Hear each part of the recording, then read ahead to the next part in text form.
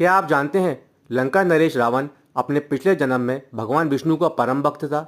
ये किताब हमें न केवल रामायण की कहानी बताती है माता सीता के दृष्टिकोण से, इसके अलावा हमें रावण के उस जीवन के बारे में बताती है जिसका हमें पुराणों में जिक्र मिलता है।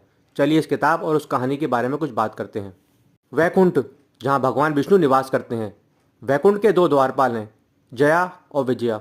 ये दोनों भाई हैं और ये कहानी है भगवत पुराण के अनुसार। भगवान विष्णु जया से कहते हैं, अब मैं आराम करने जा रहा हूँ, तुम ये सुनिश्चित करना इस दौरान मेरी नींद में कोई भी दखल ना दे।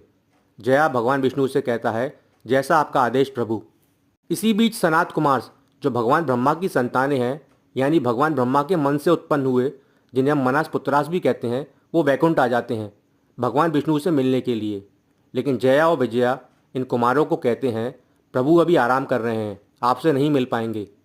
इसी को देखकर उन कुमारों और जया और विजय के बीच विवाद शुरू हो जाता है।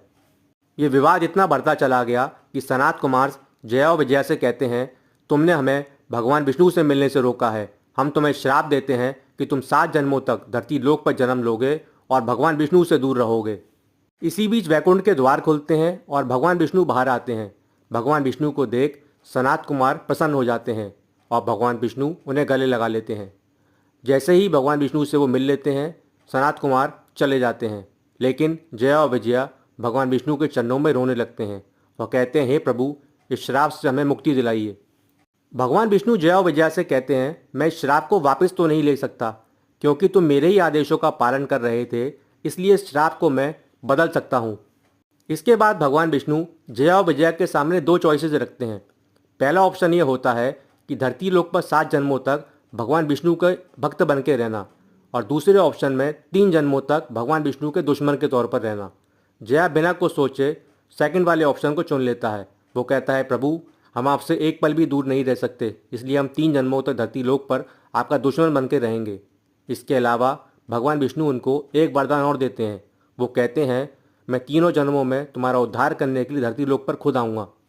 इसलिए त्रेता युग में जया का जन्म होता है रावण के रूप में, और भगवान विष्णु अपने 7वें अवतार यानी प्रभु श्री राम के रूप में रावण का वध करके अपने भक्त जया का उद्धार करते हैं। अब हम थोड़ी सी बात इस किताब के बारे में भी कर लेते हैं। ये कहानी है रामायण की माता सीता के नज़रिए से। इसको हम सीतायान भी कह सकते हैं। माता सीता के जन्म से लेके उनके धरती में समाने तक की पूरी कहानी यानी उनके दृष्टिकोण से हमें बताई गई है।